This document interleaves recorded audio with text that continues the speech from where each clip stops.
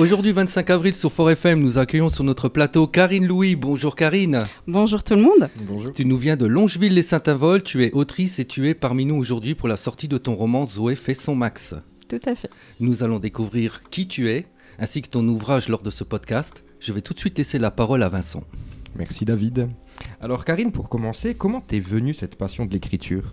Alors c'est quelque chose qui est venu depuis toute petite. Je rêvais déjà d'être écrivain. Donc j'ai toujours écrit pour les copines, pour moi d'abord surtout, sans en parler à personne. Et avec le temps et l'âge, pour les copines, les collègues, amuser un petit peu la galerie. Et un jour oser envoyer ça aux maisons d'édition. D'accord, donc c'est une passion que tu as vraiment depuis l'enfance ? Super. Et donc ce roman, Zoé fait son max, a été écrit pour remonter le moral d'une de tes amies hospitalisée. Ouais.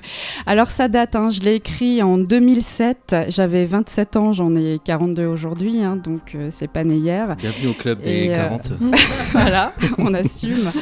Et donc en effet, ma meilleure amie à cette époque-là avait de gros soucis de santé, elle savait que j'adorais écrire, elle avait une hospitalisation qui était prévue et qui devait durer 3 semaines, et pour s'occuper pendant tout ce temps-là, elle m'avait demandé de lui écrire un petit quelque chose pour lui remonter le moral. Elle m'a imposé le sujet et elle m'a imposé le prénom des personnages et puis je me suis lancée. Donc c'est une passion qui est aussi utile aux autres, c'est vraiment beau. Oui, c'est vraiment pour toi un moyen de communication privilégié en fait. Tout à fait, on peut écrire sur papier ce qu'on n'ose pas forcément dire. Voilà, exactement. Quelles sont tes influences du coup ? Alors j'aime beaucoup tout ce qui est roman feel good ou roman contemporain. Je lis du Sophie Jomain, Aurélie Vallogne, Virginie Grimaldi, Maud Ankawa, Laurent Gournel. Mais après j'aime aussi par exemple des livres d'histoire. J'avais commencé Les Rois Maudits, malheureusement j'ai lâché l'affaire, faudrait que je recommence depuis le début. J'ai dans ma palle aussi Fortune de France, j'ai lu Oscar Wilde, enfin il y a un petit peu de tout, mais je préfère des choses légères et qui remontent le moral et qui nous mettent les neurones un petit peu sur off. D'accord, voilà, des petites choses divertissantes en fait, auxquelles on puisse s'évader. S'évader, voilà. Donc on va parler un petit peu de maintenant, on va se concentrer sur ton livre. Zoé, c'est une femme moderne, Madame Tout le Monde comme on dit, et une femme à qui chacune peut s'identifier finalement. Tout à fait, je l'ai fait un petit peu anti-héroïne, c'est pas forcément la plus belle, la plus intelligente, celle à qui on voudrait toutes ressembler. Elle est banale, elle est normale, elle a ses défauts, qu'ils soient physiques ou dans sa personnalité, avec des mea culpa, des bêtises. On est un peu sur du Bridget Jones. Voilà, du Bridget Jones français. Donc justement, elle gère pas du tout sa vie sentimentale, quoi, finalement. Elle gère pas. Elle a une vie sentimentale chaotique et plus elle essaye de s'en sortir et plus elle s'enfonce, c'est une catastrophe. Voilà, donc en fait, c'est que quand on lit ce type de bouquin, comme tu dis, on peut s'identifier et puis peut-être ça aide à dédramatiser certaines choses, peut-être, c'est ça ? C'est exactement ça, tout prendre avec le sourire et puis demain est un autre jour. Et puis de voir que ce qui nous arrive à nous, on n'est pas seul et puis ça peut arriver à tout le monde, c'est ça ? Presque, elle va quand même loin. J'espère que ça vous est pas arrivé.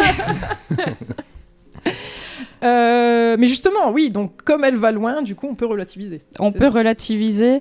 Quand on croit avoir touché le fond, on pense à elle, on dit qu'il y a pire. C'est ça. Alors du coup, quelle part de toi est dans ce personnage ? Alors déjà, je précise que c'est pas autobiographique. On me pose souvent la question. Je n'ai pas connu ce genre d'histoire sentimentale. Je me suis pas inventé des métiers de chirurgien cardiaque ou autre. Donc les anecdotes ne sont clairement pas les miennes. Tout est inventé ou bien déformé. En revanche, quand on me connaît, on me reconnaît dans la façon de penser, dans certaines visions des choses ou expressions aussi. D'accord, oui, parce que tu mets forcément un peu de toi dans ton personnage, forcément. Ouais. Donc c'est un livre dont la protagoniste principale est une femme, mais c'est un roman qui peut s'adresser aussi aux hommes, j'imagine ? Oui, alors je commence petit à petit à avoir des lecteurs plutôt que des lectrices, donc c'est assez récent, mais j'ai des bons retours en fait, ça les fait bien marrer, peut-être qu'ils apprennent un petit peu à comprendre comment pensent les femmes, je sais pas trop, bien qu'il faut pas généraliser, mais oui, c'est aux hommes, aux femmes, il n'y a pas spécialement de tranche d'âge non plus, j'ai des seniors qui le lisent, j'ai des jeunettes qui ont une 20aine d'années, j'ai des quadras, il y a un petit peu de tout. Donc un livre qui s'adresse à tout le monde. Oui. Est-ce qu'on pourrait montrer la pochette à la caméra ? D'ailleurs, qui s'est occupé de faire la pochette? Alors la couverture a été faite par mon éditrice Astrid Lafleur, qui est l'éditrice de Rebelle Édition, et donc c'est elle qui s'est chargée de la couverture. D'accord.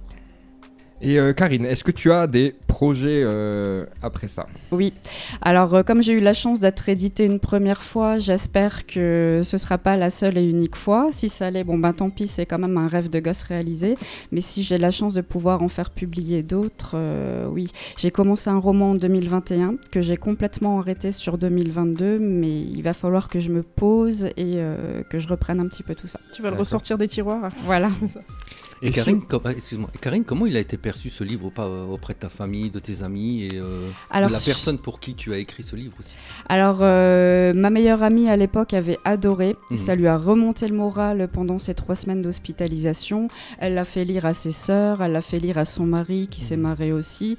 Et elle m'a poussé déjà à cette époque pour que je l'envoie à des maisons d'édition. En revanche, il n'était franchement pas abouti. Il n'y avait que 80 pages, c'était très amateur. Donc, elle est décédée quelques années plus tard, et c'est ce qui m'a donné aussi la niaque de le reprendre et d'en faire vraiment quelque chose. Et en fait, des années plus tard, j'ai eu de la chance qu'il soit publié. Tu voulais lui rendre hommage aussi. Il y a une forme d'hommage, j'allais dire. D'accord. Sans elle, ce livre serait clairement pas, il n'existerait pas.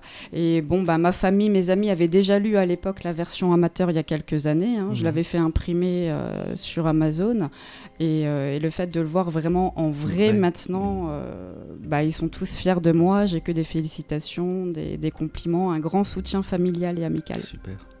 En tout cas, moi, ça m'a donné l'eau à la bouche. J'ai bien envie de le lire. Donc, comment on fait pour se le procurer? Quels sont les points de vente? Alors, c'est simple. Vous pouvez le commander sur le site de la maison d'édition Rebelle Édition. Vous pouvez également le commander sur le site Amazon. Il est disponible également dans toutes les librairies en ligne. Et si vous voulez l'acheter dans votre librairie sur le terrain, c'est possible. Mais alors là, uniquement sur commande. D'accord. Karine, moi, je te remercie déjà d'avoir accepté notre invitation. Merci à vous. Est-ce qu'on peut te retrouver prochainement quelque part? Alors oui, je serai le samedi 13 mai à la librairie Confluence de Sarreguemines, l'après-midi de 14h30 à 17h30, voire 18h s'il y a un petit peu de monde. Je serai également le dimanche 28 mai à Épinal au salon Les Imaginales. Super. En tout cas, tu es là. Bienvenue sur Fort FM quand tu le souhaites pour nous faire part de ton actualité. Merci. Et merci encore à vous, Christine et Vincent. Merci David. Et à tous ceux qui ont regardé cette vidéo jusqu'à la fin, merci. Partagez, likez et activez la cloche sur cette vidéo. N'hésitez pas à commenter également. Et à bientôt. Merci. Ciao, ciao. Ciao, ciao. Ciao.